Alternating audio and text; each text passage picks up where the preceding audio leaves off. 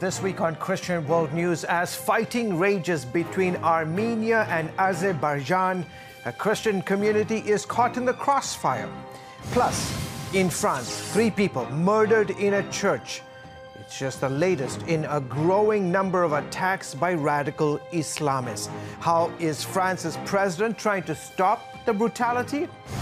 And Sudan steps into the light, a nation that once sponsored terrorism, now making peace with the nation of Israel. Hello everyone, welcome to this week's edition of Christian World News. I'm George Thomas. My colleague Wendy Griffith is out this week. Fighting continues between Azerbaijan and Armenia, forces over the disputed territory of Nagorno-Karabakh.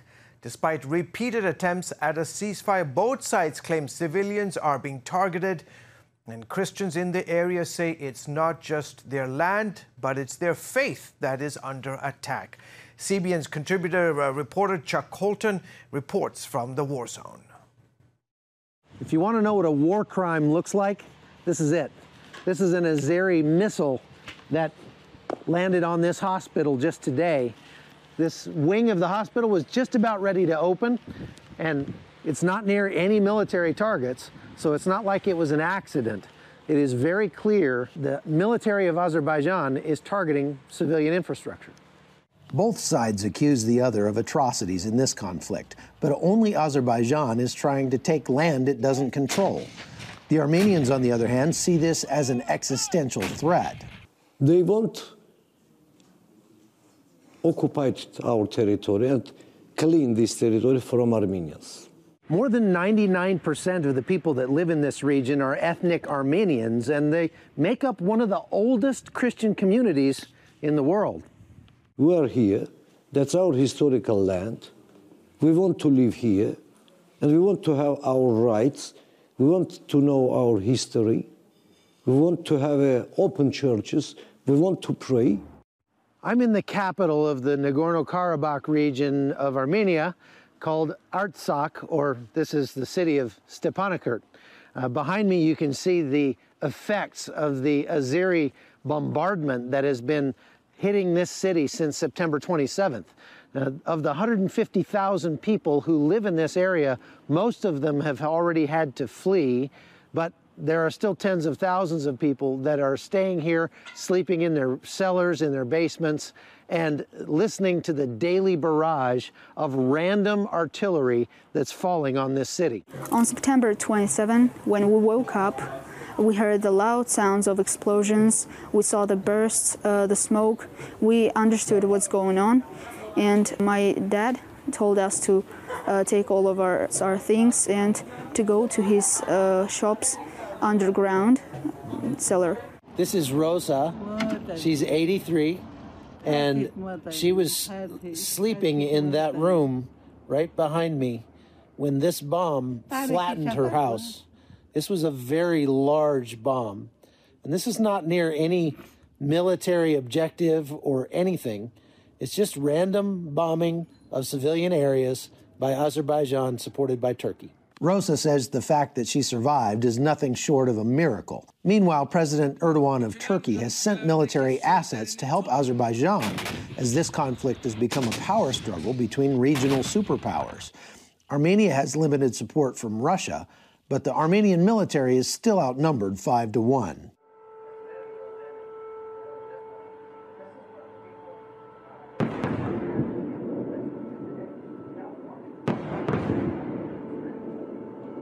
It's just after noon, and the air raid siren is going off in the distance. There have been just random artillery shells falling sort of all around this hotel. One just landed about a quarter mile that direction, and another one just a minute ago landed right over this way. But this is what the people of Stepanakert are having to deal with literally every day without warning. So you could be walking down the street, and if one of those shells lands anywhere near you, it's game over. And as the violence continues to intensify, Armenians are vowing to fight to the bitter end and are putting their faith in God. From the Republic of Artsakh, I'm Chuck Holton for CBN News. Thank you, Chuck. A Tunisian man is in custody after a gruesome terror attack in a church in France. Authorities say he used a knife to kill 2 people in the church. A third victim managed to flee but later died. Dale Hurd has the story. The attack in the Mediterranean city of Nice was the third in 2 months in France by Muslim extremists. It comes at a time of Muslim anger over French caricatures of Mohammed. The killer inside the Notre Dame Basilica in Nice shouted Allahu Akbar over and over as he stabbed worshippers. He was wounded by French police and taken into custody. French President Emmanuel Macron called the Nice killings an attack on France's values and freedom and said we will never give in. President Trump expressed his support on Twitter. Our hearts are with the people of France. America stands with our oldest ally in this fight. These radical Islamic terrorist attacks must stop immediately. No country, France or otherwise, can long put up with it. But France has the largest and most radical Muslim population in Western Europe. Islamic terror attacks have been happening for a long time in France, and the French have come to expect more. On se sent en colère, on se sent révolté, on est triste, écœuré.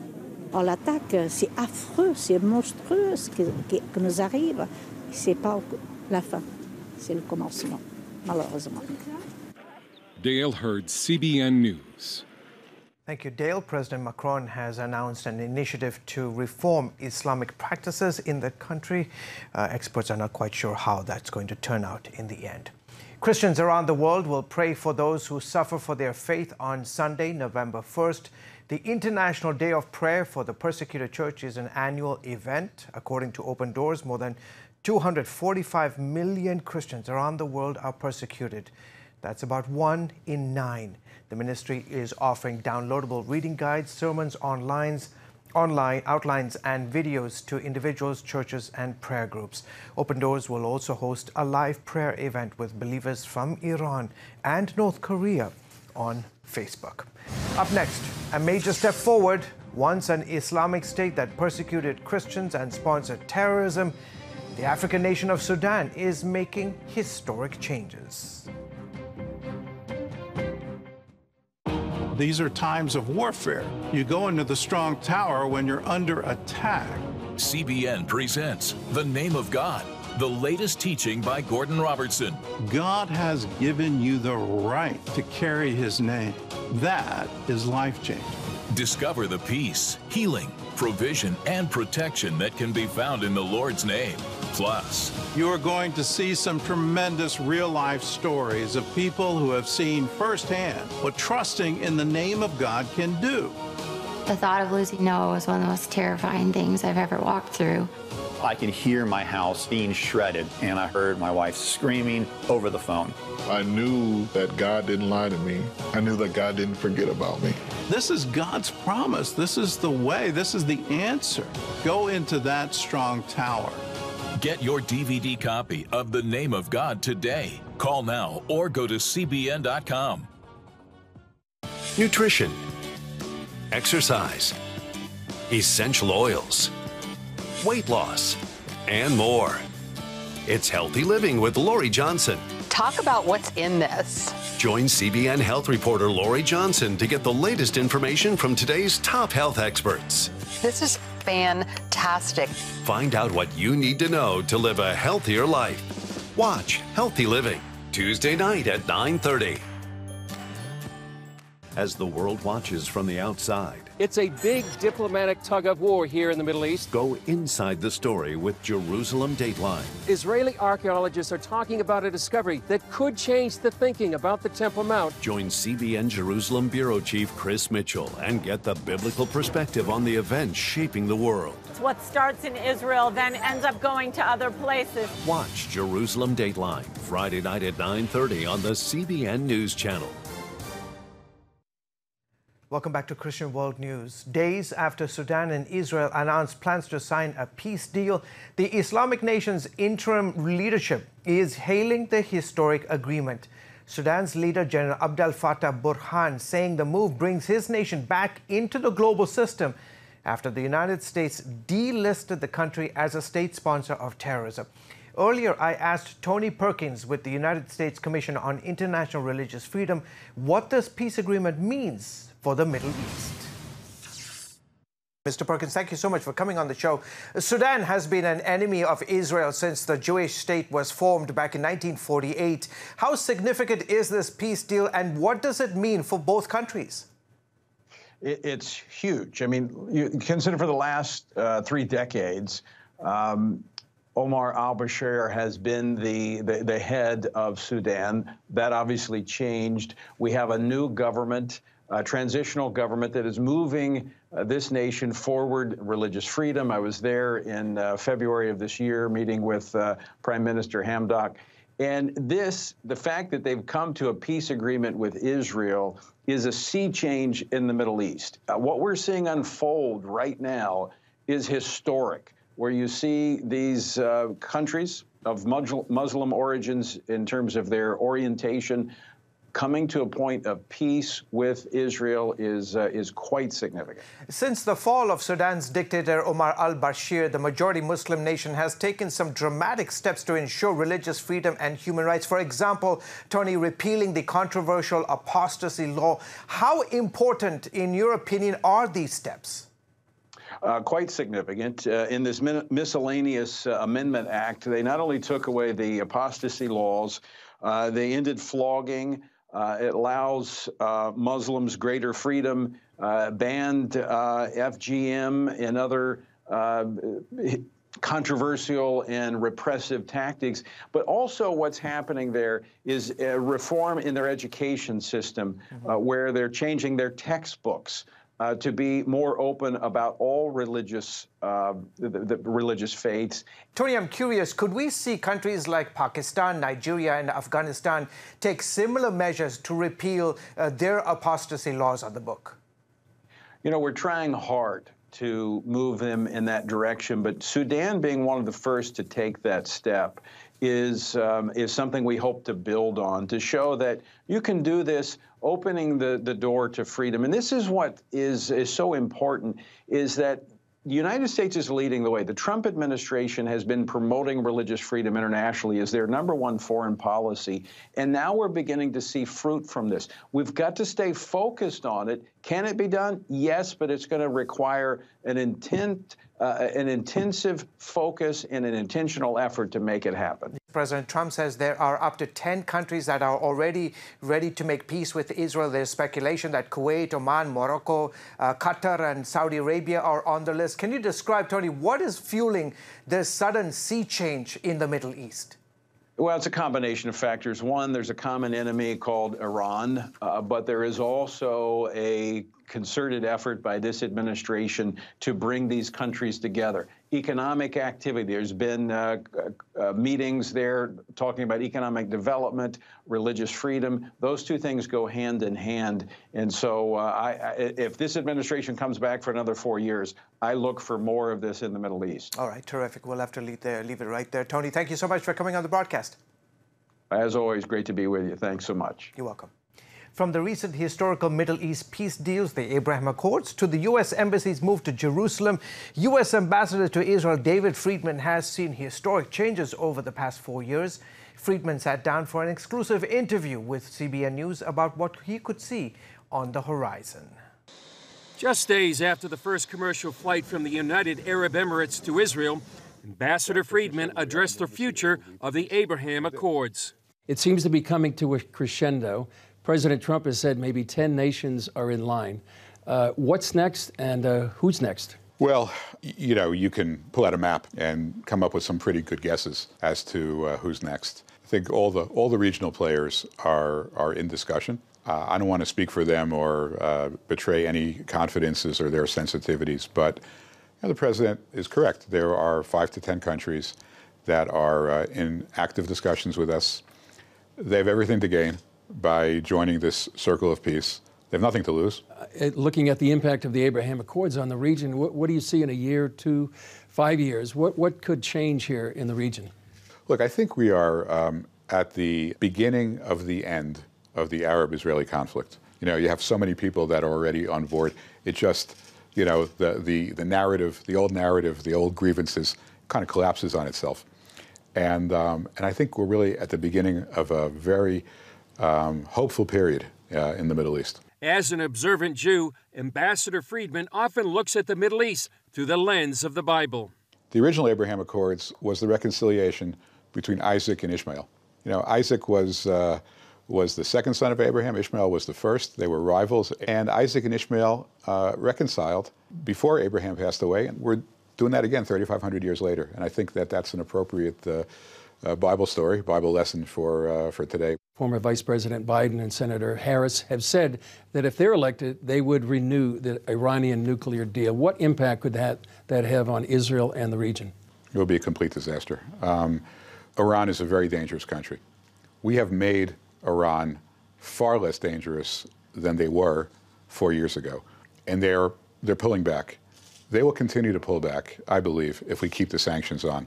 The worst thing we can do right now when we have them on the ropes is to let the pressure off. When you look back on the last 4 years, what achievements stand out to you? You know, I think that moving the embassy to Jerusalem, right here, this is my office in our Jerusalem embassy, I think that was really the most important thing the president did, not just because you know, we all believe that Jerusalem's the capital of Israel. It's the message that the move sent to the world, that President Trump stands with his friends, stands on principle, keeps a promise, and it resonated throughout the world.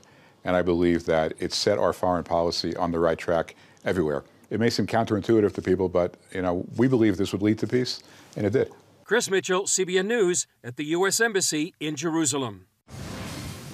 Thank you, Chris. Up next, freedom at risk here at home in America. How social media is setting the stage for a cultural revolution and how the church should respond.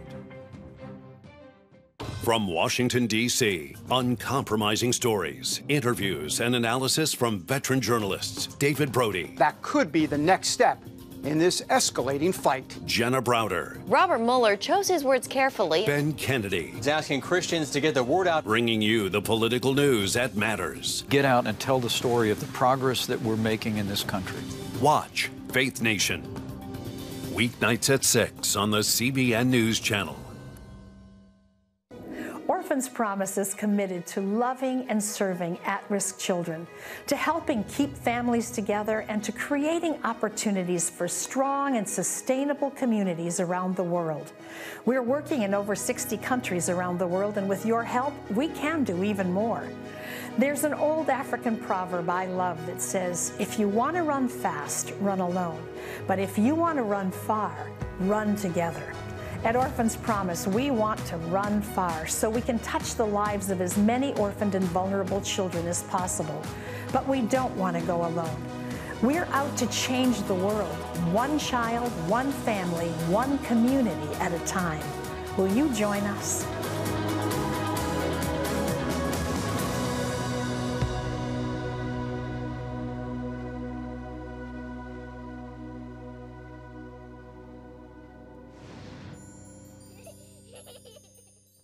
The Name of God, a new teaching from Gordon Robertson. The name of the Lord is a strong tower. Gain important insights into the protection available to you in the name of God. Discover how God is our healer, our provider, and the one who gives us peace. Plus, see exciting true stories of God's providence in the lives of real people. You get the answer to everything, and that answer will never leave you. The Name of God, available now. Welcome back to Crystal Ball News. Violence in the streets and a cancel culture, shattering freedom of speech, marginalizing people of faith, and shaming non-conformists. Is America heading toward totalitarianism? And how should the church respond? Gary Ling brings us this ominous warning. When many of us think about totalitarianism, George Orwell's 1984 or the former Soviet Union often come to mind. Government inflicts terror and suffering on its people to force them to conform. The senior editor of the American Conservative contends America is fast becoming what he calls a soft totalitarian state. Rod Dreher's premise is featured in the new book, Live Not by Lies, a manual for Christian dissidents. Ours is going to be a more soft version where They use the infliction of economic pain and marginalization and shaming to force Christians out of the public square and to compel us to conform with left-wing ideology. And the fact that it's soft does not mean it is any less totalitarian. Just after World War II, German-born philosopher Hannah Arendt wrote that loneliness and social alienation had been the major precursors to the rise of totalitarianism, both in Nazi Germany and in Bolshevik Russia. Dreyer says today social media is a major driver behind isolation and unease, especially among young people. It has made them desperate for something to solve their problem of alienation and their anxiety. I think that this is opening them up to the acceptance of a false idol that will be totalitarian, that will tell them, we can take care of all your problems, we can fix it if you will only say yes to us. That's what happened in Russia, and that's what happened in Germany, and that's what's coming here. And those who advocate Judeo-Christian values and reject the lies of the new American leftist state will be marginalized and singled out for persecution. Conservative Christians and their churches and institutions are seen as an obstacle to progress. If you stand against LGBT rights, for example, if you stand against abortion rights, if you stand against critical race theory, you are a problem. Alienated and stressed over COVID-19 restrictions, American youth are readily taking to the streets to demand social change.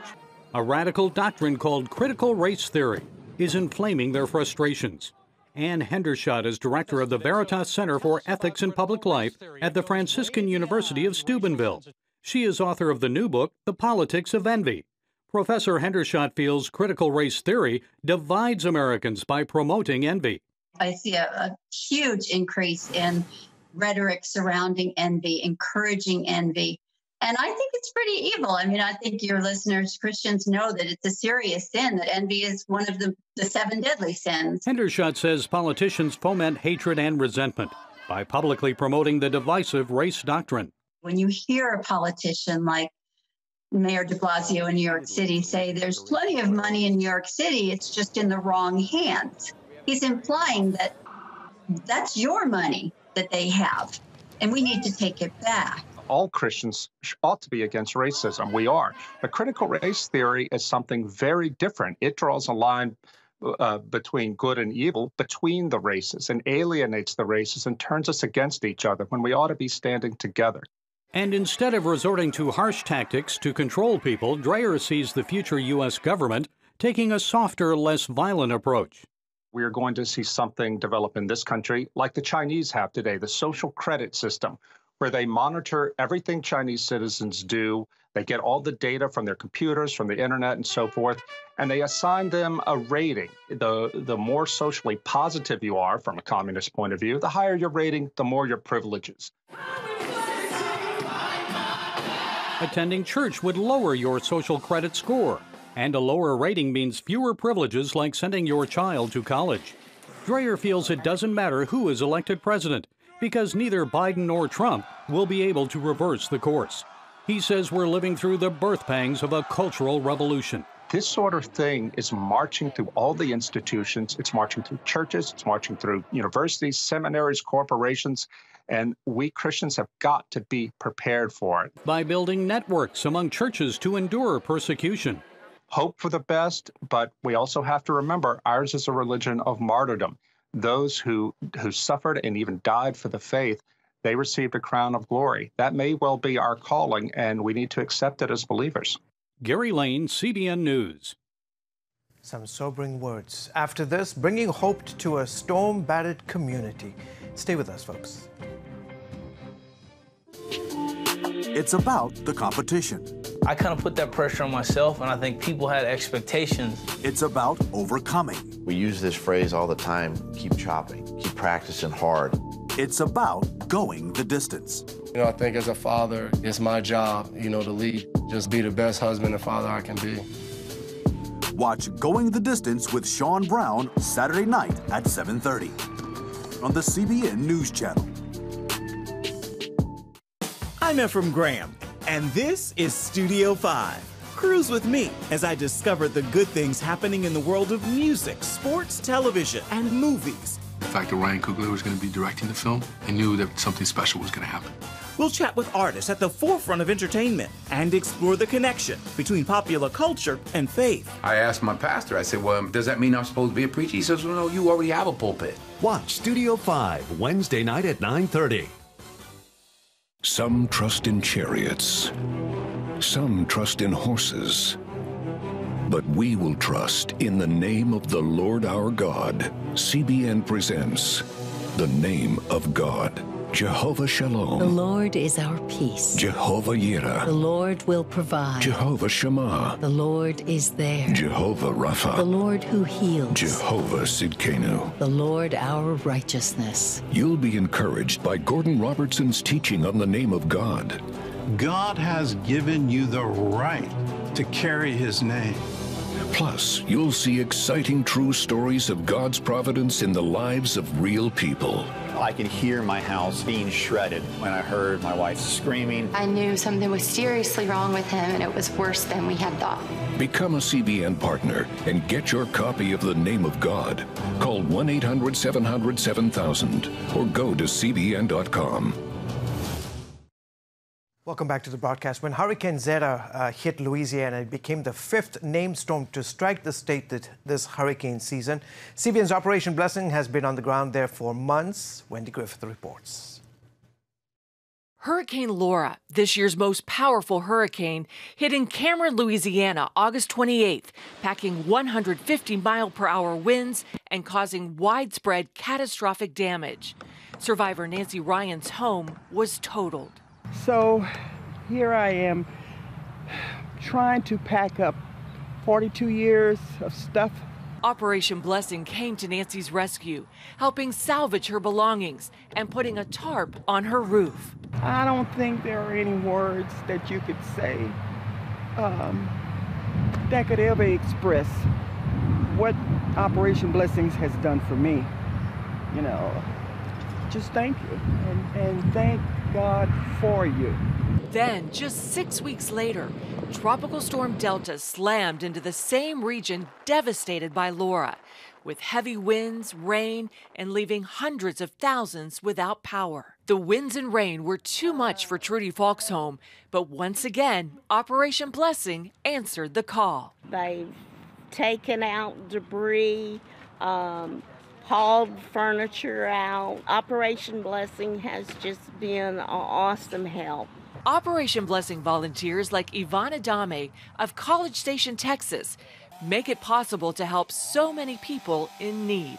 I guess you can see behind me, there's a lot of trees down here.